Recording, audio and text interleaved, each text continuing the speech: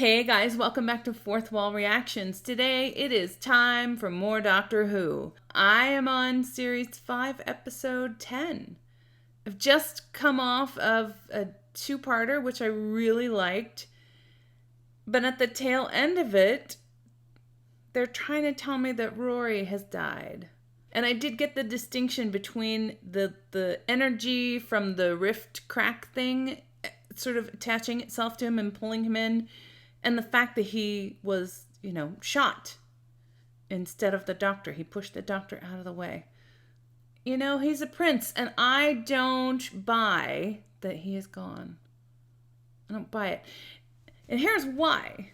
Because they have told us in the past that things are not possible. They tried to make us think that Rose was gone in the series finale, first series finale. And then they tried to tell me that Mickey was lost in a parallel universe and I was never going to see him again. And that was false lies. Although on the other hand, they erased Donna's memory and never went back on it. So I don't know. My instinct is that Rory will be recoverable somehow.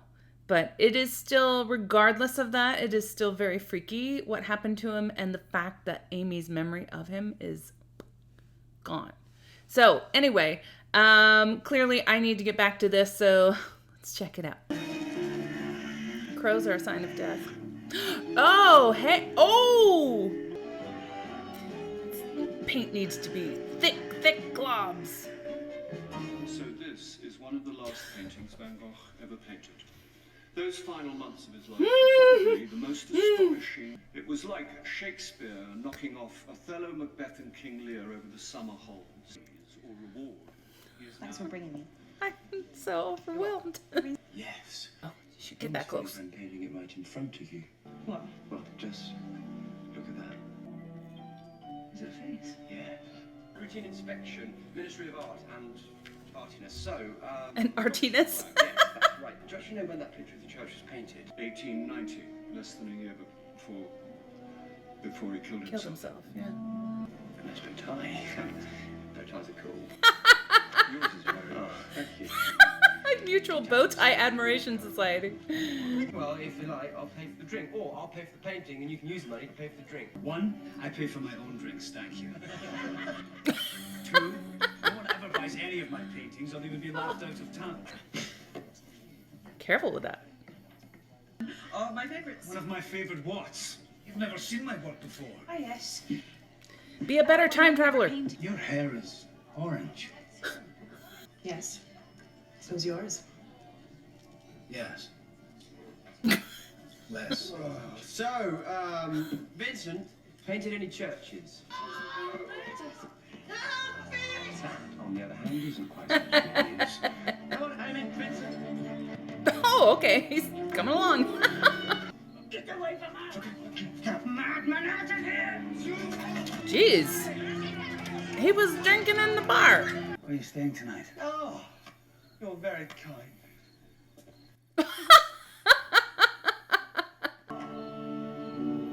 Oh, yes. Familiar with the works. Wow. I mean, really. Yeah, I know. It's a mess. I'll have a proper clear out. I really must. Can you imagine being in that situation? You should be careful with these. They're Precious. Precious to me, not precious to anyone else. They're precious to me. There's so much more to the world than the average eye is allowed to see. I believe if you look hard, there are more wonders in this universe than you could ever have dreamed of. You don't have to tell me. It's colour. Oh dear. Okay. No one else is here. So, Vincent. Oh, yes. Something is there. Oh. Let me help you. You can see him too. Yes. Yes. Well, no. No. Already. Oh. Hit. A palpable hit. Critters. He's gone. So he's invisible. What did he look like? How sure? He's invisible. What did he look like? No! What? It's just, that was quite good. Oh, no. On you go. Oh my god. Looks like a deranged rooster. Hey, don't worry, I'll be back before you can say, where's he got to now? Pretty fast. See you around. What was that for? What?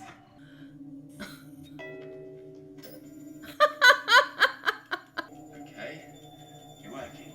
Now, see what you make of this. Who is that?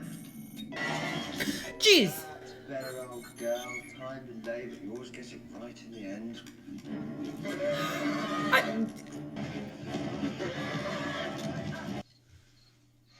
It's gonna be right there. You scared the living daylights out of me. I thought you might like, possibly to perhaps paint them or something. Might be a song. Yes, but they're not my favourite flower. Like sunflowers. Always somewhere between living and dying. Half human as they turn to the sun. That's him. And the eyes. It's like a rhino rooster. Without mercy. Then I promise you we'll be out for your hair by this time tomorrow. Aww. You like the company. And when you leave, and everyone always leaves, I will be left once more with an empty heart and no hope.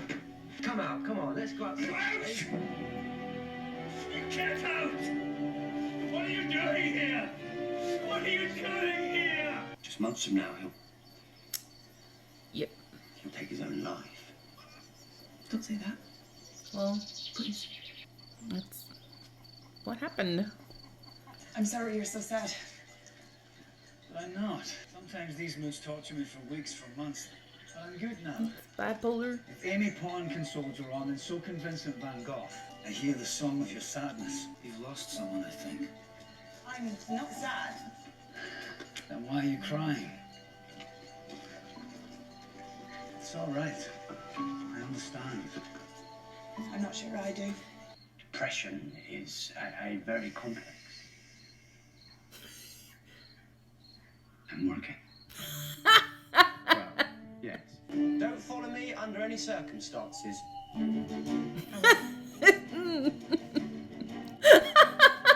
Will you follow him? Of course.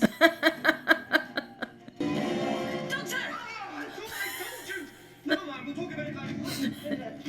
Confessional. I think he heard us. Come on! Over here! Here's the plan. Amy, Rory. Sorry, Vincent. What is the plan? I don't know, actually. My only definite plan is that in future, I'm definitely just using this screwdriver for screwing in screws. Why does it detect but never reach its victims? Why is it feeling its way helplessly around the walls of the room? Is it blind? It's blind. See, it's blind. Yes, and that, of course, explains why it has such perfect hearing. Which unfortunately also explains why it is now turning around and heading straight for us.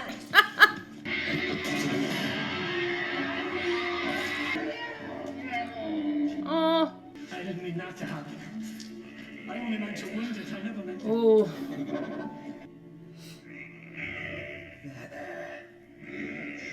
It's okay, it's okay.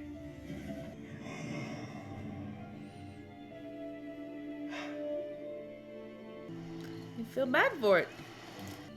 Try to see what I see. Look at the sky. It's not dark and black and without character. The stars. No. Everywhere we look. Complex magic of nature blazes before our eyes. That's gorgeous. I love that they did that. See many things, my friend. This is so sweet. And we'll miss you terribly. We have fought monsters together and we have won. On my own, I fear I may not do as well.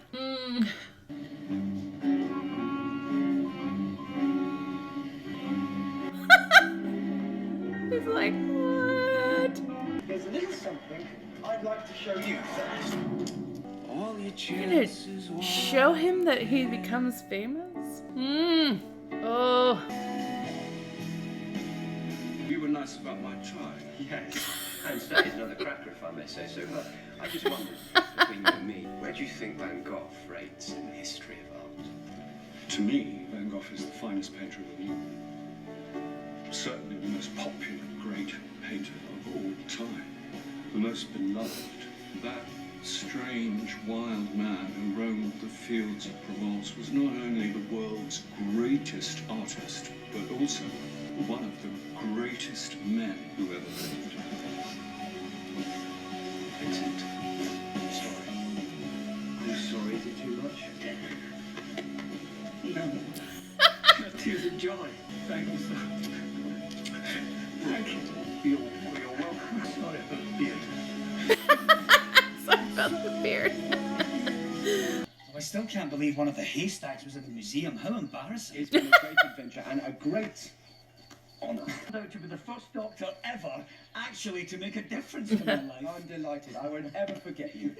There'll be hundreds of new paintings. I'm not sure there will. We have here the last work of Vincent van Gogh, who committed suicide at only 37. He is now acknowledged to be one of the foremost artists of all time. If you follow me now.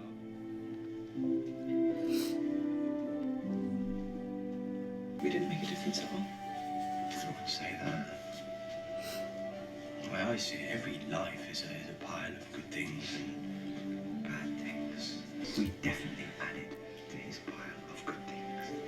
And if you look carefully, maybe we did indeed make a couple of little changes. No Graffias. No Graffias.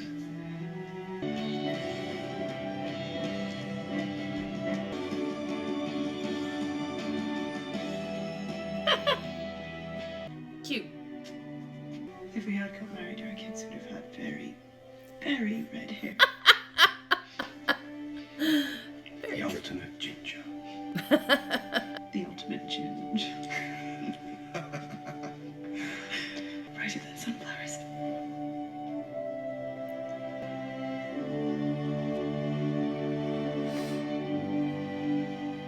Aw. Oh man, I just cried my way through that one. There's a reason why. I studied some art history and studio art in school, and there is something so powerful about seeing a work of art in person, up close. One of his pieces I did a paper on, and I had gone to see some of his pieces are on a permanent installation at one of the museums in the area where I live. Not now, but where I lived then. I had seen a lot of it before, in books and photographs of the work, but there was something so powerful about standing in front.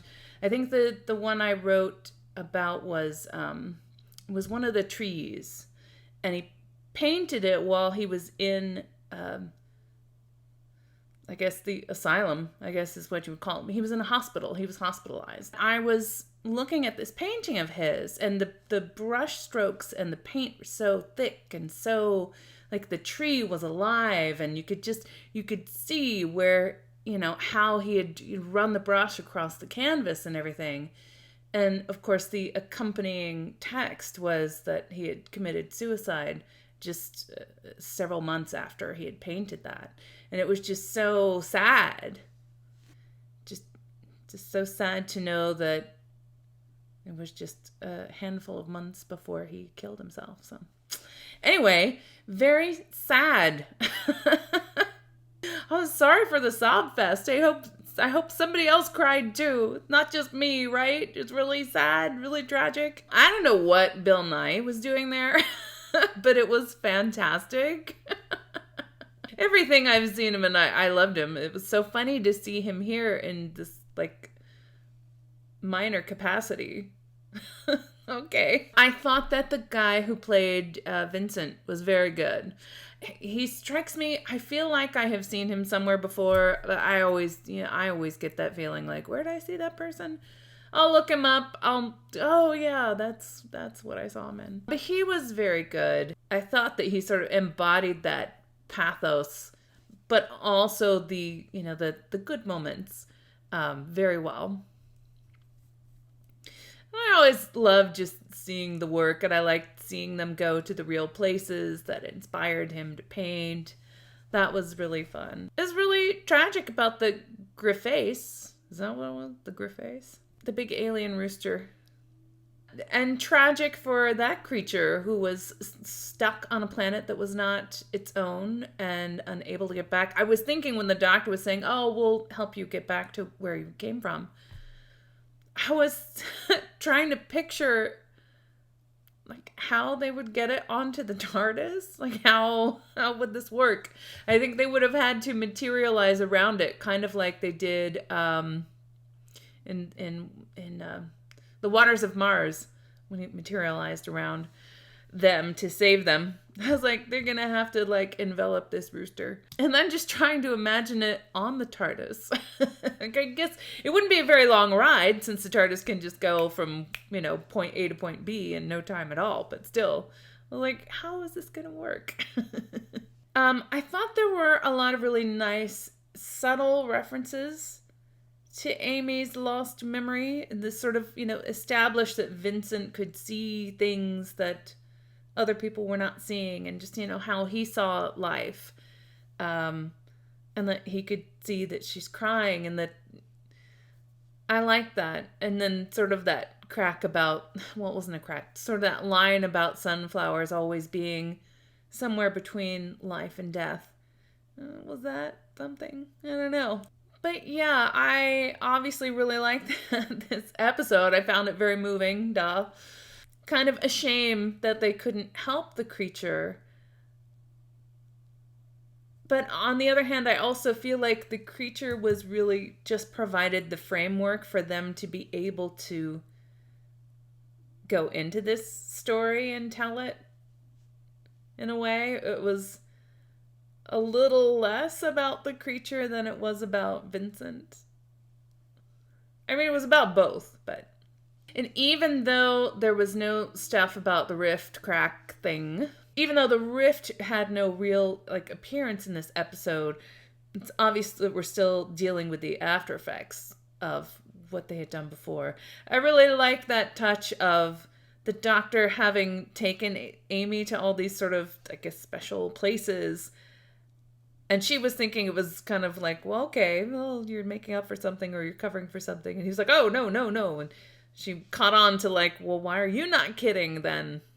I always really appreciate when there's that character continuity, even when there's no, plot continuity. As far as it being just a totally separate plot and having nothing to do with the crack or anything like that, or the lizard people or anything that has come before. But, it always gives a show a sense of really grounded reality when that happens. I think when I went from, in series 2, when I went from having lost Mickey, I thought having lost Mickey in the 2-part Cybermen, and then they went to the Idiot's Lantern. I was trying to remember the name. And I think I was told that they had shot this out of order, or this was a complete standalone. I remember being totally thrown that at least Rose was not still feeling the effects of that. I'm like, oh my God, they completely 100% just forgot about Mickey and just went on with their time, and look at how much fun they're having without a care in the world. So that was a transition I remember thinking back then that was a little odd. But so this time around, I really appreciate that the effects of what happened, even though Amy can't remember it, are still with them. I really love that. Really lovely, touching episode. I need to go recover from that one, apparently. Sorry for the sob fest, but it is what it is. I'm not holding back. The reactions are what they are, so go get myself some Kleenex. Alright guys, thanks so much for watching this one with me. What did you think of it when it first aired? What do you think of it now? If you enjoyed the reaction of the sob fest, please feel free to give it a like, a share, and a subscribe. Full reactions on Patreon, and be sure to join me for the next episode. I'm getting closer to the end of series 5, which is crazy. Kind of exciting. All right, guys, thanks so much for watching. Bye.